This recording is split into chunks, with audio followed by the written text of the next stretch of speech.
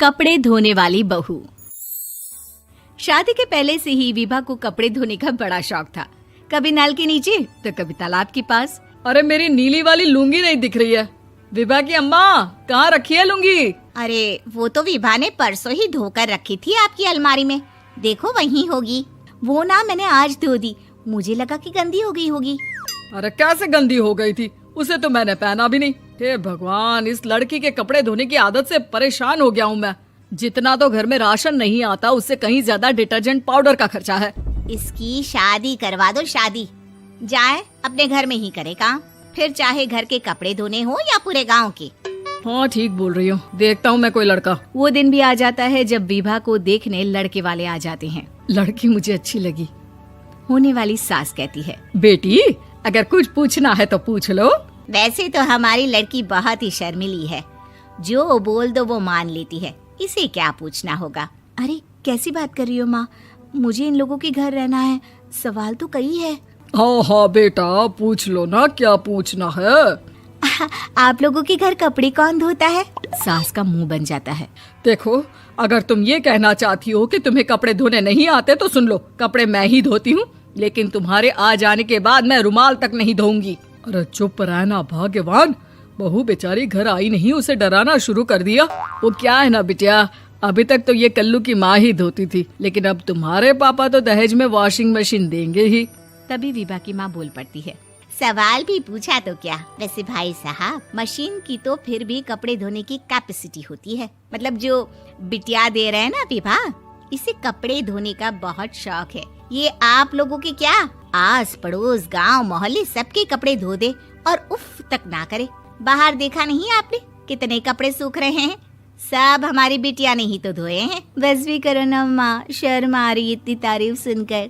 और तो और एक दाग निकाल कर दिखाओ तो मान जाऊं। हाँ अच्छा, माफ करना बेटा, मैंने गलत समझा। हमें तो रिश्ता बहुत पसंद है। और ऐसे जुड़ जाता है रिश्ता कपड़े धोने का शौक रखने वाली विभा का। उसकी शादी हो जाती है कोयला फैक्ट्री में काम करने वाले कल्लू के साथ। शादी के बाद अचानक विभा चिल्लाती हुई सास के पास आती है। सासू माँ, अरे सासू माँ कहाँ है आप? ये तो धोखा है, धोखा दिया आप लोगों ने मुझे। इसे ससुर के चक्कर के बारे में पता चल गया। अरे तो उसमें तुझे क्यों धोखा मिला है? अरे नल में पानी नहीं आता, कपड़े कैसे कब धुलेंगे? अच्छा, तू पानी नहीं आ रहा उसकी बात कर रही है। तो आपने क्या सोचा? कुछ नहीं। अच्छा, तेरी माँ ने कहा था कि कपड़े धोने का शौक है तुझे, याद आया मुझे। शौक बोलकर कपड़े धोने वाले मेरे जुनून को कम ना आके सासू माँ, कपड़ा धोना मेरा गुरूर है।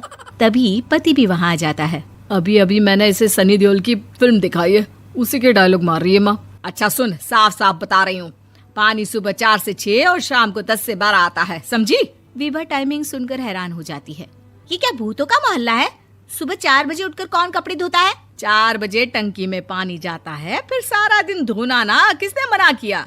अरे कैसी बात कर रही हैं? 200 लीटर की टंकी में कितने कपड़े धो लूंगी मैं? सुबह ही उठ जाऊंगी मैं। अब क्या था, विभा सुबह 4 से लेकर रात के 12 बजे तक कपड़े ही धोती रहती। एक रोज सास पड़ोस से निकलकर कहीं जा रही होती है कि साथ वाली कहती है, हाँ कल्लू की माँ, जरा ये बताओ कि 2 साड़ी है, 2 ब्लाउज और एक पेटीकोट और एक नाड़े वाला लंबा कच्छा।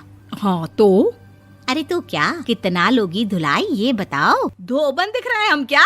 हमारे पति सरकारी नौकरी से अभी रिटायर हुए हैं और बेटा सुपरवाइजर है कोयला फैक्ट्री में। धोबन समझ रखा है हमें? हाय रे कल्लू की अम्मा, माफ कर दो, वो तो मोहल्ले में यही सब बता रहे थे कि तुमने बहू को कपड़ा धुलवाने के काम में लगा दिया है। सास को पड़ोसन की बात सुनकर गुस्सा आ जाता है। वो घर पहुंचती है जहां घर के बाहर ही इतने सारे कपड़े सूख रहे होते हैं जितने कि किसी धोबन के घर पर। अरे ओ कल्लू की दुल्हन, बाहर निकल। माँ जी यहीं आ जाओ, बाथरूम में चादर धो रहे हैं हम। अरे अभी हम धोते हैं, तुमको बाहर निकलो। ये आस पड़ोस वाले बोल रहे हैं कि हम बहू से कपड़े धुलवा कर उसे कपड़ा धोने वाली बना दिए हैं। अरे छोड़ो ना माँ जी, किन लोगों की बातों में आती हो? आस पास के लोगों का तो काम ही होता है कि वो किसी तरह सास बहू को लड़ा दे। बहू सारे घर के कपड़े धोती है, ये क्या कम है? बोलिए। सास को भी लग जाता है कि वो बहू का ये सनकीपन नहीं छुड़वा सकती, इससे अच्छा है कि खुद ही चुप हो जाए। एक रोज सास और बहू मंदिर जाते हैं, जहाँ सास की साड़ी वहाँ खड़ी भीख मांगने वाली से मिलती है। माँ जी क्या बात है, आपकी साड़ी उस भिखारन से कितनी मिल रही है ना? हाँ हाँ देखो तो, दोनों की साड़ी मिल रही है। क्या बात है कल्लू की अम्मा, तुम खुद को तो अफसर की बीवी बताती हो और ऐसी सिंपल सी प्लेन साड़ी पहनकर घूमती हो। सिंपल और प्लेन नहीं है ये साड़ी। तो क्या सोने के धागे से फूल बने हैं? कुछ भी सासू माँ, कुछ भी। हाँ बने थे इस साड़ी में सोने के धागे से फूल। मेरे पति लेकर आए थे मद्रास से स्पेशली मेरे लिए 10,000 की। ताहे भाई साहब इस भिखारन के लिए भी सेम टू सेम साड़ी लेकर आए होंगे 10,000 की। सास उस वक्त तो कुछ नहीं कहती, लेकिन बहू के साथ घर आती है और अलमारी से एल्बम निकाल कर लाती है। ये साड़ी देख रही है, ये वही साड़ी है जिसे मैंने अभी पहना था। इस साड़ी में ये जो चमकदार फूल दिख रहे हैं ना, ये सोने के धागों से काढ़े गए हैं।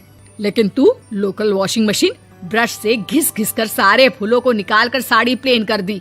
मुझे माफ कर दीजिए सासू माँ। और तो और, जब मैंने तुझे तेरी गलती के लिए कुछ नहीं कहा, लेकिन तूने तो सबके सामने मेरा मजाक ही बना दिया। क्यों? बहू को समझ में आ जाता है कि अब से उसका कपड़े धोना बंद।